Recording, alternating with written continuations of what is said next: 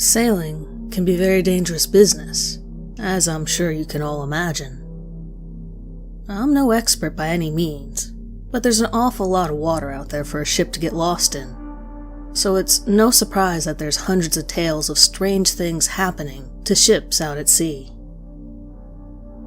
Recently, my interest in ghost ships has grown, and I've been doing a little research and just general poking around on the topic. And there was one story that caught my attention. Or, well, stories, I should say, as they all seem to be a slightly different version of the same one. The story always begins with a crew returning from sea, its cargo unloaded, and crews spreading out from the docks in search of drinks, food, or companionship. All of them regaling a captive audience with the chilling story of a ship frozen in time. A logbook is produced, showing the last words of a captain whose ship had suffered the worst fate possible when sailing the coldest water in the world, becoming locked in by ice. The date of this discovered ghost ship ranges from the late 1700s all the way up to the late 1800s. The ship itself could be nameless or go by the Gloriana, Jenny, or Octavius. How long she wandered with a dead crew also varies anywhere from 13 years upward of 40. Searches for any of the names in any of these time frames won't bring up any solid facts, though. Just a plethora of adventuring books and articles with no-name sources. Nothing that can be substantiated as fact, so we're left with just the stories of these frozen ghost ships. The Gloriana. This ship's story is found in a series of books on adventure that changed title over several years of reprints, starting from around 1893.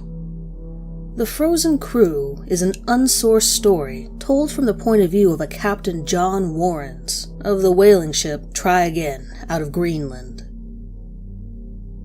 In 1775, the Try Again came upon a ship with torn rigging and destroyed sails that ran aground an ice bank. No crew could be seen, and Warren took a boat over to search the ship.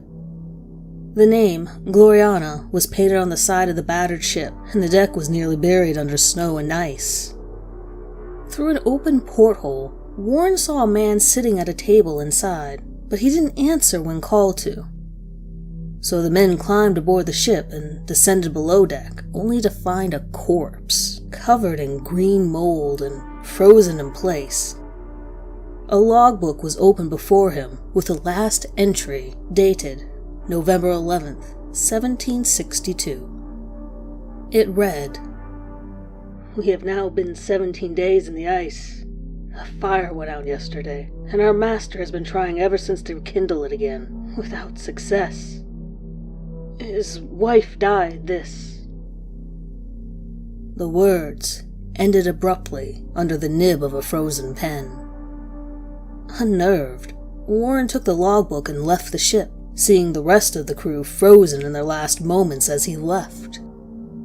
A woman on a bed, a cabin boy under the stairs, a man holding a tinderbox, and sleeping crewmen were all encountered before Try Again set sail and left the ghost ship Gloriana behind to its icy fate.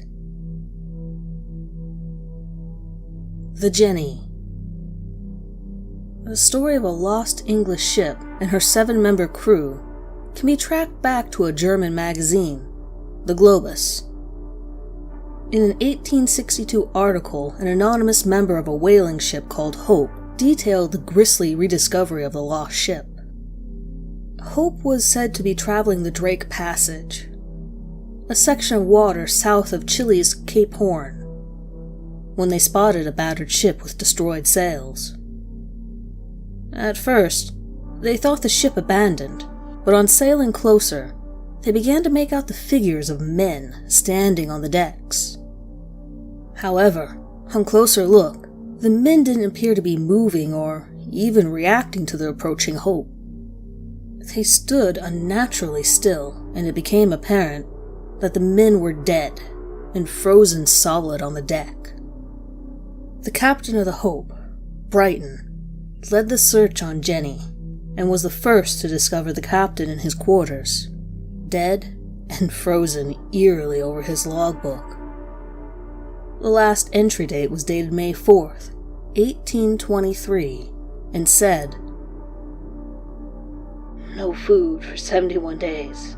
I am the only one left alive." The Octavius.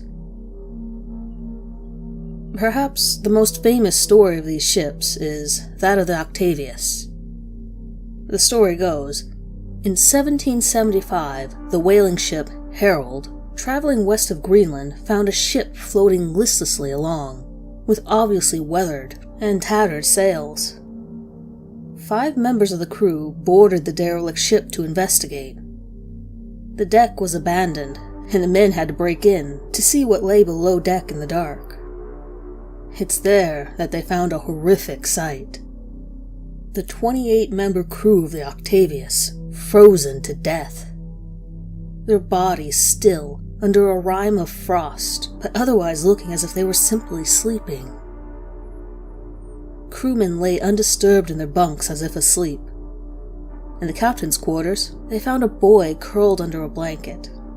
A man crouched over a pile of kindling, with a tinderbox in one hand, almost ready to strike a light, and a woman sitting up on the bed with her eyes open, seemingly ready to speak. The captain was sitting upright at his desk, pen in hand and logbook open to display the last words of the dead man.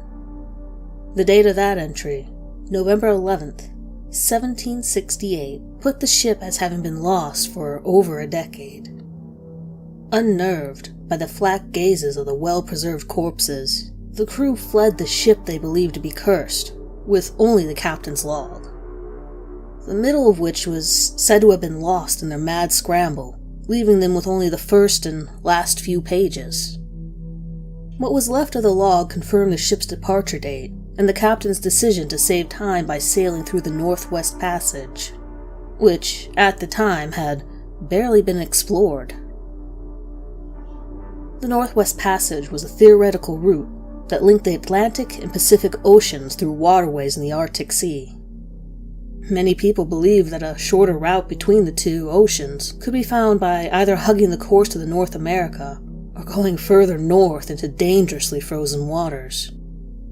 The logbook suggested that the crew was still alive when the Octavius became ice-blocked north of Alaska, and that they all died, somewhere between there and Greenland. The Herald left Octavius where it was, and the ship was presumed to have sailed on, never to be seen again.